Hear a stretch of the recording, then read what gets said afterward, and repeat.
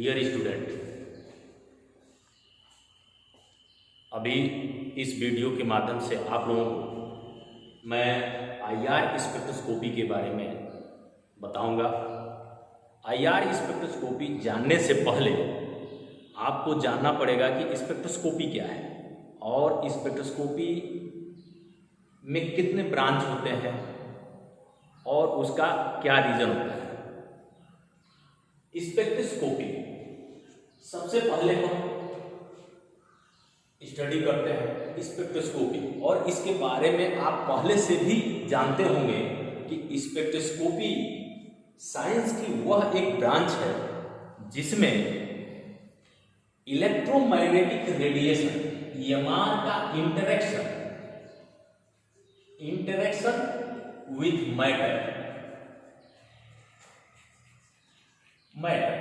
Matter means कोई भी chemical, कोई भी सामान, वस्तु EMR से इंटरेक्ट करके करता है तो उसमें कुछ चेंजेस आते हैं। उन चेंजेस की स्टडी को ही स्पेक्ट्रोस्कोपी कहते हैं। EMR क्या है? EMR मतलब इलेक्ट्रोमैग्नेटिक रेडिएशन, लाइट या सन से निकलने वाली किरणें इलेक्ट्रोमैग्नेटिक रेडिएशन होती हैं और उनका एक रीजन होता है। आप अच्छी तरीके से जानते भी हैं, पहले से भी जानते हैं कि लाइट, सन से निकलने वाली किरणों को हम एक स्पेक्ट्रम के रूप में अरेंज करते हैं। उनके बढ़ते हुए वेवलेंथ या घटते हुए वेवलेंथ, बढ़ती हुई फ्रीक्वेंसी, घटती हुई फ्रीक्वेंसी या according to frequency, energy, wave number, wavelength के अकॉर्डिंग इसको अरेंज करते हैं, जिसको बोलते हैं इलेक्ट्रोमैग्नेटिक स्पेक्ट्रम। तो इलेक्ट्रोमैग्नेटिक स्पेक्ट्रम, स्पेक्ट्रम की बात आई है तो स्पेक्ट्रम और स्पेक्ट्रा, स्पेक्ट्रम, स्पेक्ट्रा, ये दो शब्द आते हैं, दोनों में डिफरेंस बता देता हूं। मेनी स्पेक्ट्रम को हम स्पेक्ट्रा कहते हैं। स्पेक्ट्रम हुआ है इलेक्ट्रोमैग्नेटिक रेडिएशन के वेवलेंथ, एनर्जी के बढ़ने के क्रम में मॉलिक्यूल में चेंजेस की स्टडी की जाती है या उसका एक ग्राफ बनता है, उसी को हम स्पेक्ट्रम कहते हैं। क्लियर हो गया ये? अब जो EMR स्पेक्ट्रम है उसमें आपने बहुत पहले से जानते होंगे विजुअल रीजन होता है, visual, UV region, visual region, IR, microwave,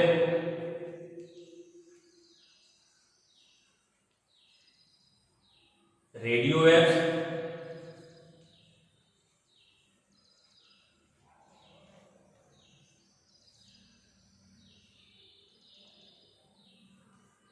X-rays, gamma raise.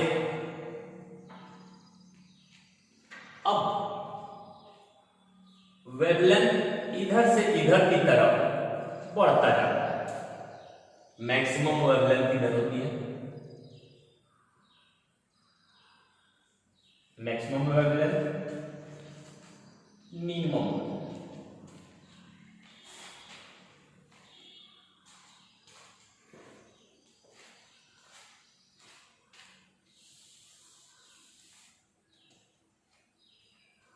आप ये अब जान गए और पहले से भी जानते रहे होंगे, तो हमको स्टडी करनी है ये IR के बारे में, इस रीजन के बारे में, इलेक्ट्रोमैग्नेटिक रेडिएशन के इस बार के बारे में स्टडी करनी है।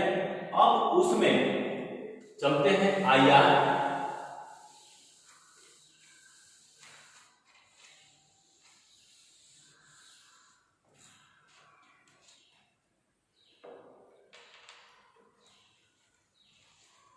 IR spectroscopy interaction of matter with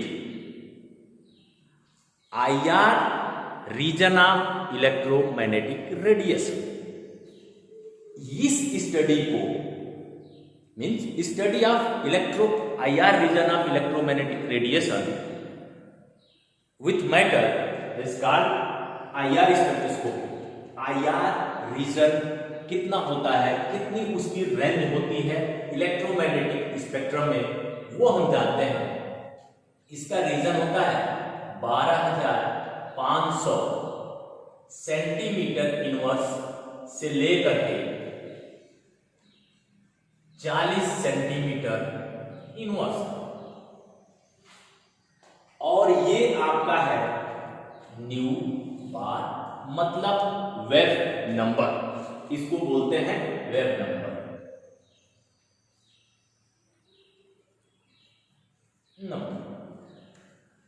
इसमें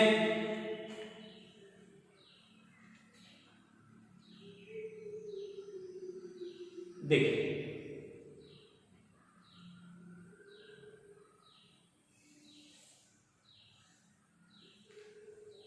ये रेंज है 4000 तक, ये कहलाता है नियर IR।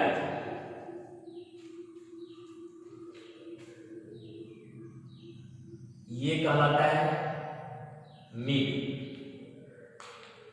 मिड IR, और ये कहलाता है फार IR। ये 4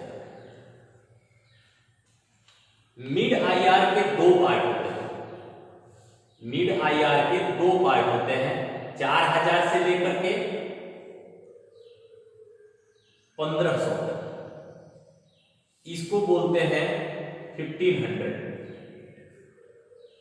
को स्पष्ट शायद दिख रहा हो। ये functional group region, functional group region, और ये होता है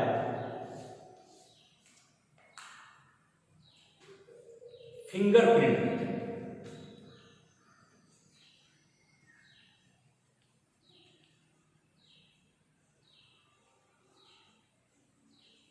तो फंक्शनल ग्रुप रीजन कितना होता है, 4000 सेंटीमीटर इनवर्स से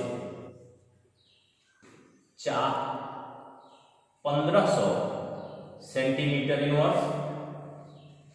फिंगरप्रिंट रीजन होता है 1500 से 400 centimetre inverse.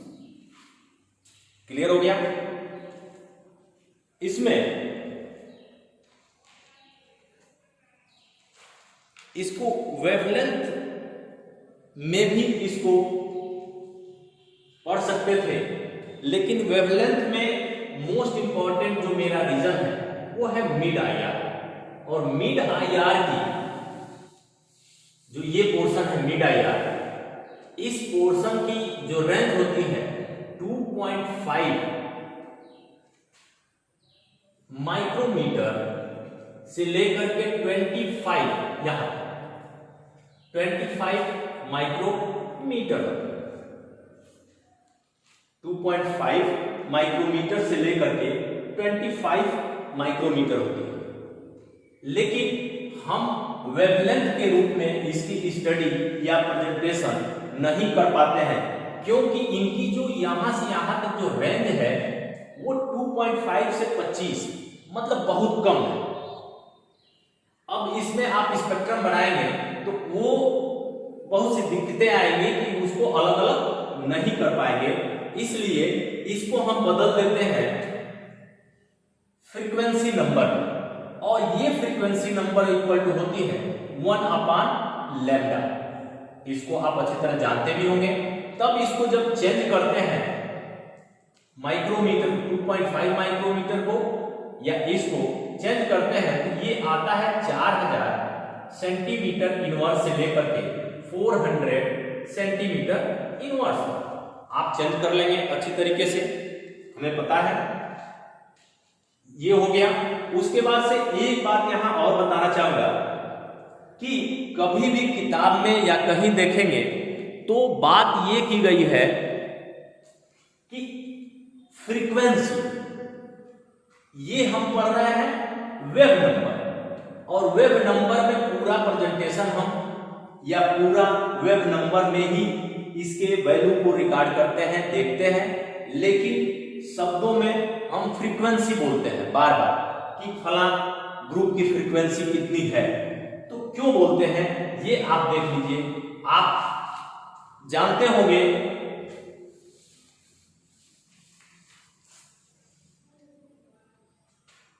E equal to h nu means this is frequency equal to h c upon lambda, ठीक है। why nu equal to c upon lambda होता है, ये भी आप पहले से जानते हैं।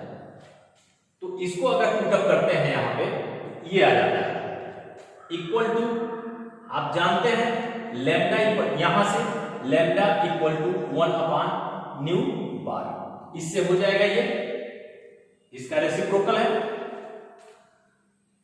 तो यहां पे हो गया एच सी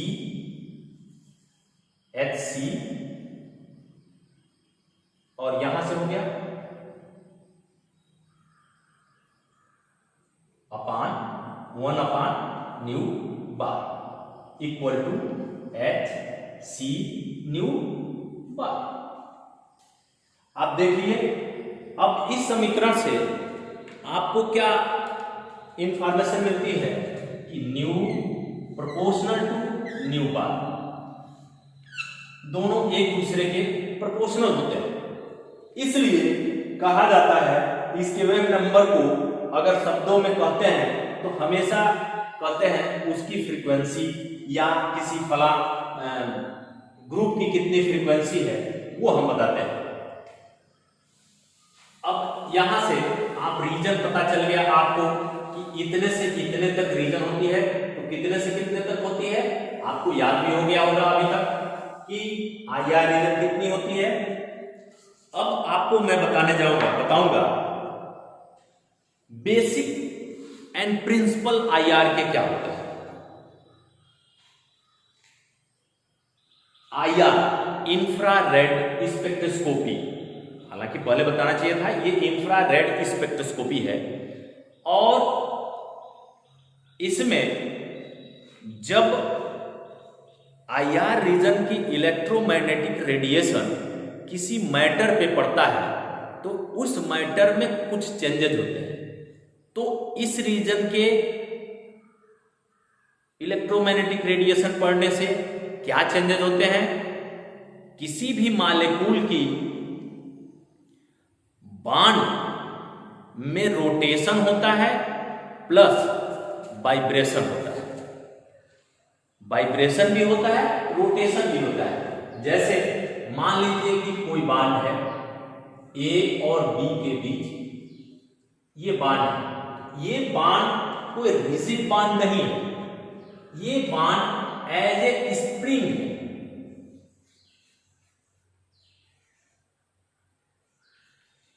ऐसे, और इसमें बॉन्ड में वाइब्रेशन भी होता है और रोटेशन भी हो सकता है बॉन्ड का। इसलिए इसको हम बोलते हैं, इसलिए इसको वाइब्रेशनल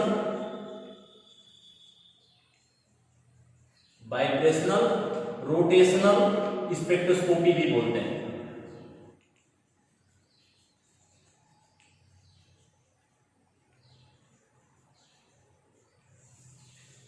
वाइब्रेशनल रोटेशनल स्पेक्ट्रोस्कोपी भी बोलते हैं। तो जब ये चेंजेस होते हैं तो ये चेंजेस कई प्रकार के होते हैं। कैसे चेंजेस होते हैं, वाइब्रेशन कितने प्रकार के होते हैं, तो वाइब्रेशन जो होते हैं वो दो प्रकार के होते हैं। वाइब्रेशन हम पढ़ रहे हैं यहां पे बेसिक प्रिंसिपल, मतलब किस बेस पे काम करता है। आपको मैंने बताया कि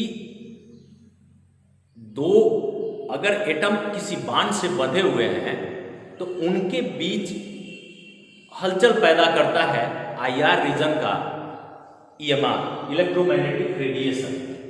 जैसे मान लीजिए इस पे आया और वो चेंज हुआ, और उसमें क्या होता है कि विभिन्न प्रकार के वाइब्रेशनल, रोटेशनल एनर्जी लेवल होते हैं जिनमें आपस में ट्रांजिशन होता है।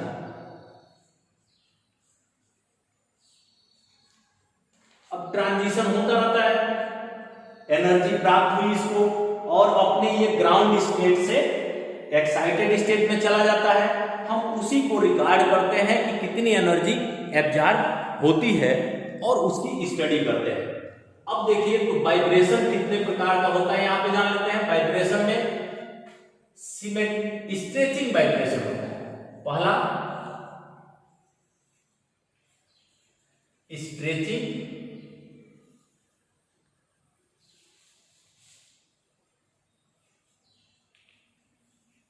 स्ट्रेचिंग वाइब्रेशन, दूसरा बेंडिंग वाइब्रेशन।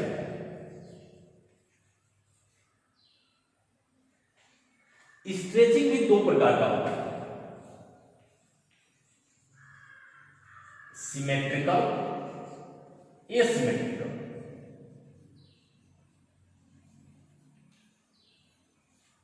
बेंडिंग दो प्रकार का होता है, इन प्लेन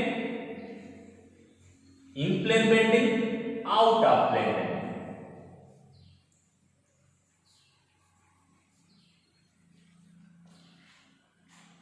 अब सपोज कीजिए कि आपके पास कोई मॉलिक्यूल है जिसमें 3 एटम है और ये आपका स्प्रिंग जैसा बॉन्ड है, जैसा कि मैंने पहले बताया है। तो इसमें किस तरीके से वाइब्रेशन हो सकता है? तो जब सिमेट्रिकल स्ट्रेचिंग होगी, स्ट्रेच जानते हैं खिंचाव और कंप्रेशन।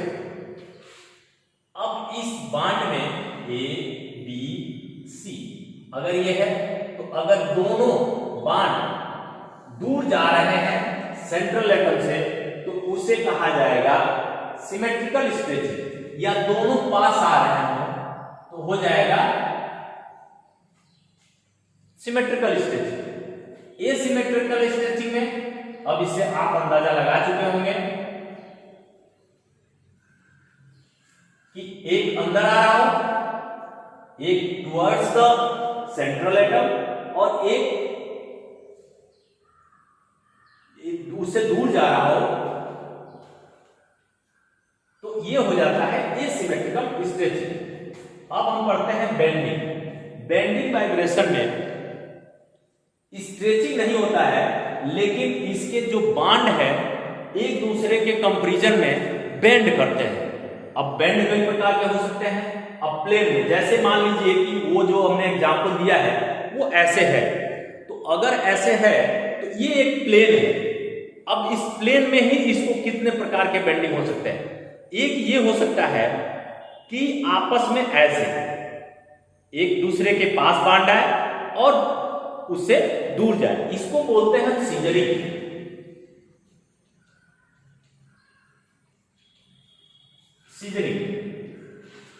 सीजरिंग किसको बोलते हैं? दोनों बांध पास है या दोनों बांध दूर जाए, इसको सीजरिंग बोलते हैं। इसका पी पार्ट होता है रॉकिंग।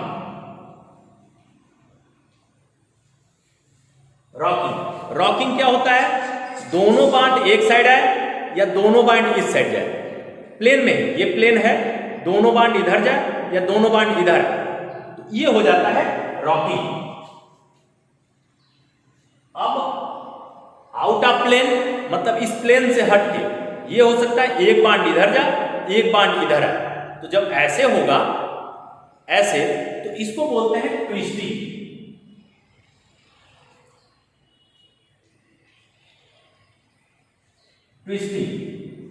दूसरा पार्ट होता है वेगिंग में क्या होता है कि ये प्लेन है तो दोनों बाहर की तरफ जाए, मतलब दोनों प्लेन के बाहर जाए, दोनों प्लेन के दोनों साइड में किधर भी जा सकता है, ऐसे ऐसे ऐसे ऐसे हो सकता है, ऐसे ऐसे वेगिंग का होता है। तो ये मूवमेंट होते हैं, वाइब्रेशन होते हैं इतने प्रकार के। आपके आईआर स्पेक्ट्रोस्कोपी या आईआर रीजन के इलेक्ट्रोमैग्नेटिक रेडिएशन जब मैटर पे मॉलिक्यूल पे पड़ते हैं।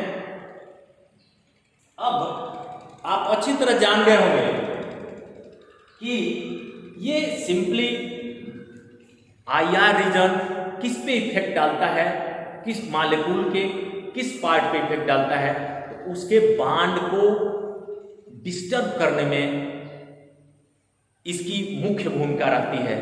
उसी डिस्टरबेंस को हमें ऑब्जर्व करना है। तो यहां पे आप पहले भी जानते होंगे पहले से कि हुक्स लॉ अप्लाई होता है जहां पे फोर्स कांस्टेंट लागू होता है। दो एटम हो या दो मैटर हो, उनके बीच कौन सा फोर्स है उसको देखने के लिए।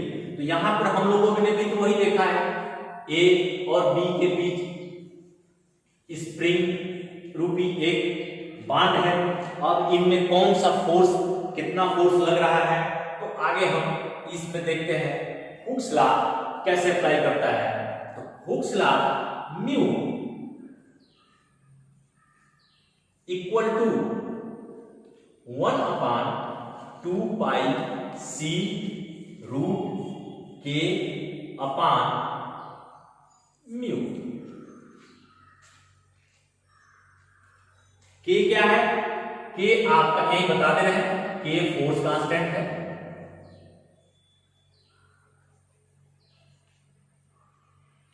म्यू मास फ्रैक्शन है या रिड्यूस मास बोल सकते हैं। Mass fraction, reduce mass. c क्या है? Velocity of light. आप अच्छी तरह जानते हैं, इसको हमको लिखने की जरूरत नहीं है, वेलोसिटी ऑफ लाइट है। अब आप यहां पे देखिए कि आपकी फ्रीक्वेंसी, ये तो था ही फ्रीक्वेंसी, वेव नंबर या frequency number directly proportional to frequency, आपको ये हमने बताया था।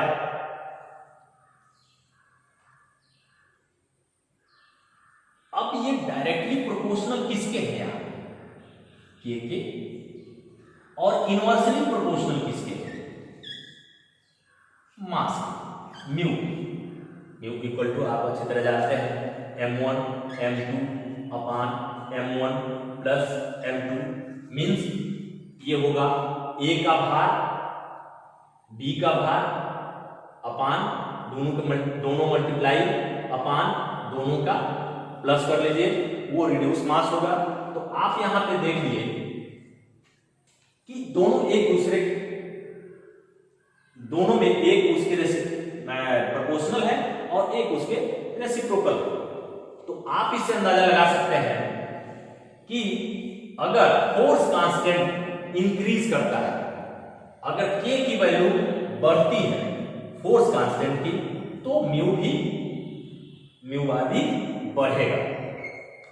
अगर मास बढ़ता है, किसी का भी रिड्यूस मास बढ़ता है, तो क्या होती है? फ्रीक्वेंसी घटती है। इससे आप जानते भी होंगे। अब फोर्स कांस्टेंट किस पे डिपेंड करता है? मैं इसको यहां बता दे रहा हूं। फोर्स कांस्टेंट डिपेंड अपॉन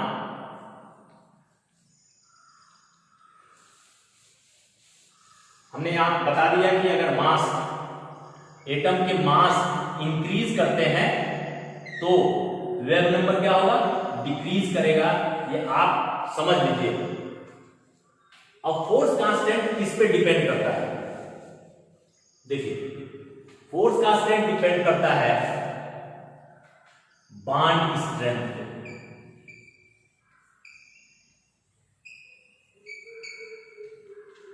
और आप जानते होंगे इलेक्ट्रोनेगेटिविटी और उनके बीच बॉन्डिंग जो होती है मॉलिक्यूल्स में, एटम एटम के बीच बॉन्डिंग, वो उनकी कितनी फोर्स होती है, कौन स्ट्रांग बॉन्ड होता है, कौन वीक बॉन्ड होता है, उस पर डिपेंड करता है फोर्स कांस्टेंट।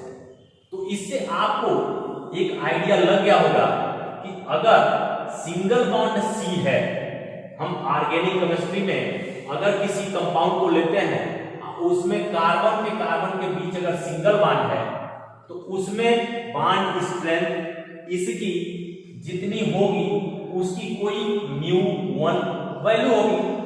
अगर वही डबल बॉन्ड हो जाए μ2 उसकी वैल्यू होगी, अगर वही ट्रिपल बॉन्ड हो जाए तो μ3 होगी। अगर ये सपोज करते हैं तो अब इसमें बताइए किसकी ज्यादा वैल्यू होगी।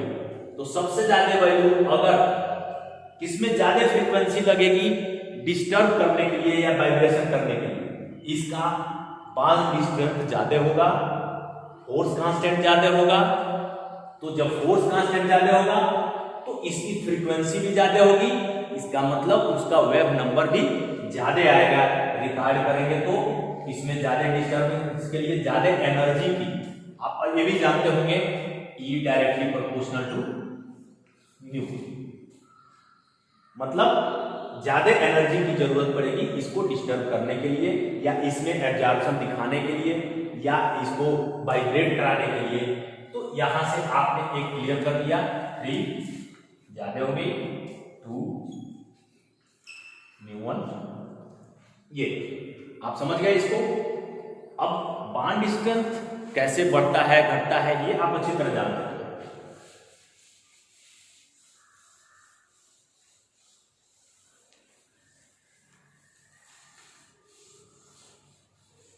अब हम चलते हैं IR spectrum presentation. IR spectrum को कैसे प्रेजेंट करते हैं।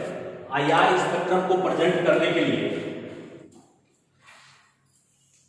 उसका स्पेक्ट्रम आता है, एक तो आपको मैंने बता दिया था 4000 सेंटीमीटर इनवर्स से लेके 400 सेंटीमीटर इनवर्स इसकी वेव नंबर होती है म्यू बार। इसके और परसेंटेज ट्रांसमिटेड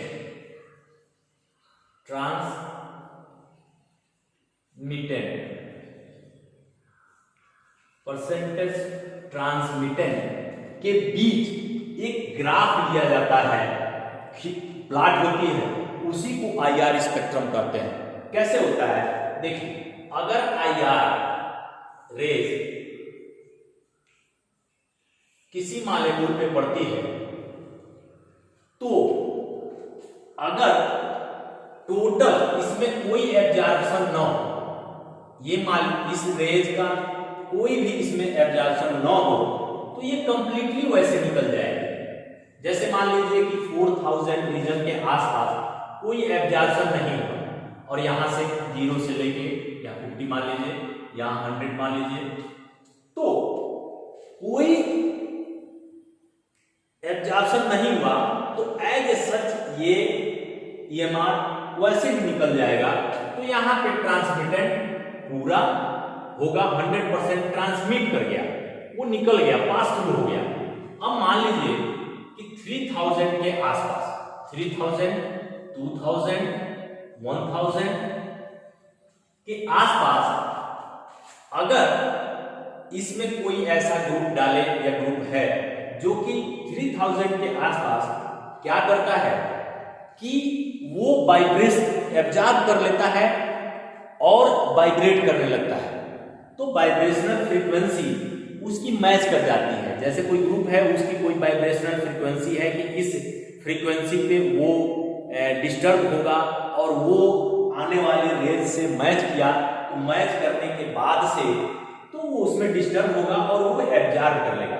जब एब्जॉर्ब कर लेगा तो उस रेंज की जो रेज होगी या रेडिएशन होगी वो कम निकलेगी।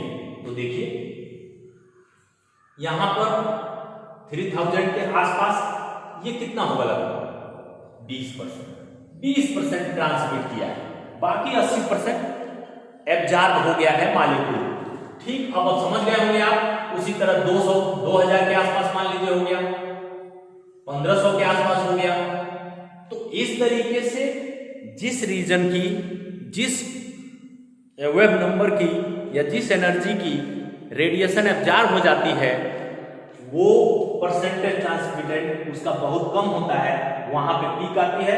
नहीं तो बाकी रेडिएशन वैसे ही निकल जाती है 100%, और वो एक ग्राफ प्लॉट होता है। इसी ग्राफ को कहते हैं IR स्पेक्ट्रम। अच्छी तरह समझ गए होंगे कि IR स्पेक्ट्रम कैसे प्रेजेंट किया जाता है।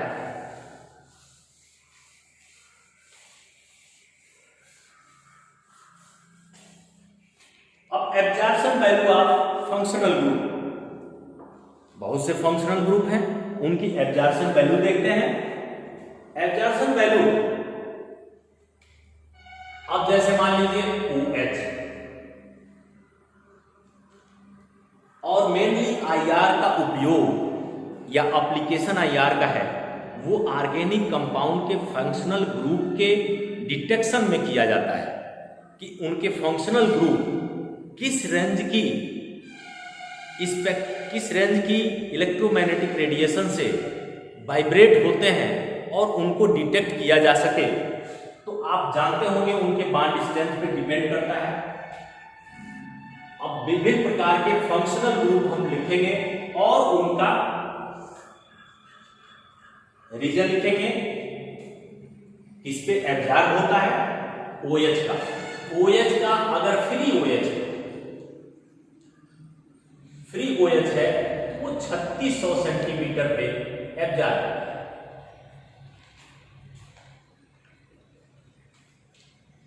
वहीं अगर इसमें हाइड्रोजन बॉन्डिंग है, हाइड्रोजन बॉन्डेड OH है, तो उसकी 3200 से 3400, ये 3600 आपको शायद दिख रहा हो सही से, 3200 से 3400 सेंटीमीटर इनवर्स। सबका सेंटीमीटर इनवर्स ही है, आगे लिखने की जरूरत नहीं है, आप लिखेंगे भी नहीं, ये होता है। उसके बाद से जितने सिंगल बॉन्ड होते हैं, सिंगली बॉन्डेड C या N की, वो आते हैं 1000 से लेकर के 1400 तक रीजन में।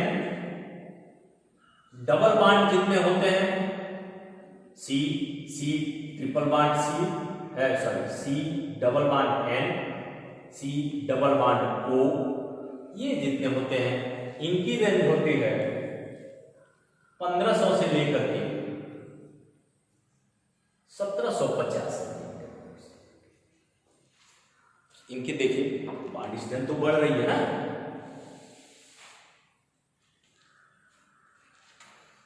C triple bond C triple bond N, इनकी रेंज होती है 2050 से लेकर के 2200। इसको आप अच्छे तरीके से याद करना पड़ेगा आपको। अब जो मोस्ट इंपॉर्टेंट जो होता है वो मैं आपको बता दे रहा हूं, कार्बोनिल ग्रुप का। कार्बोनिल, हालांकि इससे पहले मैं आपको इसमें जो बचा हुआ है उसको मैं फिनिश कर रहा हूं। एब्जॉर्प्शन बैंड कितने पे आते हैं? जैसे NH की कुछ बैंड आती होगी, NH2 होगी, NH होगी, NH2 होगी। इसकी बैंड कितने पे आती होगी? इसकी भी बैंड आती है 3300 के करीब सेंटीमीटर इनवर्स। CH की आती होगी, अगर सिंगली बॉन्डेड C से अगर है तो उसकी आती है 2850 से 3050। अगर C डबल बॉन्ड C है, इसकी आती है 3000 से लेकर के 3100। C ट्रिपल बॉन्ड C है और इससे लगा हुआ है तो इसकी आती है 3300 के आसपास। ये सब जो एब्जॉर्प्शन बैंड है आईआर में, कार्बोनिल जो मोस्ट इंपॉर्टेंट है, इसमें C डबल बॉन्ड O ये कई प्रकार से हो सकता है, जैसे एल्डिहाइड हो गया, एल्डिहाइड हो गया, कीटोन हो गया, तो एल्डिहाइड, कीटोन, एनहाइड्राइड जितने हैं उनका जो बैंड आता है, चलिए ये लिख देते हैं, इनका बैंड आता है आपका 1710 के करीब। इसके ऊपर नीचे आएगा, ऐसा नहीं है कि इतने ही आता है एग्जैक्टली, लेकिन इसी के ऊपर नीचे इसका आएगा 1680 के करीब, 1680 से 1700 तक। ये C डबल बॉन्ड, ये आपका जानते होंगे कि ये कार्बोक्सिलिक एसिड है, कार्बोक्सिलिक एसिड का कितना आता है 1720 से 1730 तक, बढ़कर थोड़ा सा ऊपर नीचे भी हो सकता है अगर फैक्टर उस पर कोई इफेक्ट डालता है तो। एनहाइड्राइड है या एस्टर, पहले देख लीजिए, एस्टर है कोई, शायद आप देख रहे हो अच्छे तरीके से, एस्टर है, उसका आता है 1740 के करीब।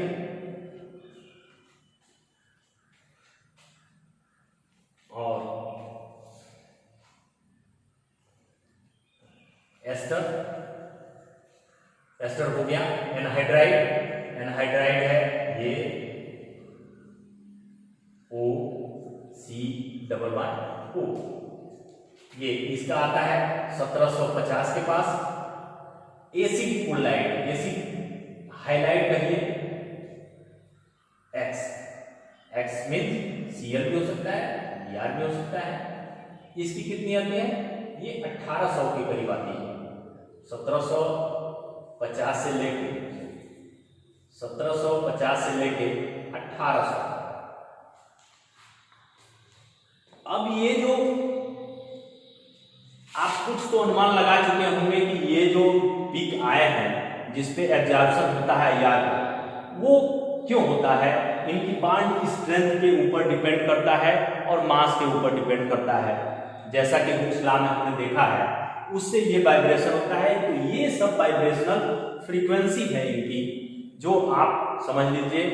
अब आगे नेक्स्ट वीडियो में मैं आपको बताऊंगा कि इन पे कौन कौन से फैक्टर प्रभाव डालते हैं या इफेक्ट डालते हैं, जिससे इनकी वैल्यू ऊपर नीचे या इधर उधर होती है, या वही वैल्यू क्यों आती है, या क्यों चेंजेस होते हैं आपस में कंपेयर। जैसे कि सब में तो कार्बोनिल ग्रुप है, CO ग्रुप, लेकिन ये अलग अलग है, क्यों है, ये आपको मैं नेक्स्ट वीडियो में बताऊंगा। Thank you.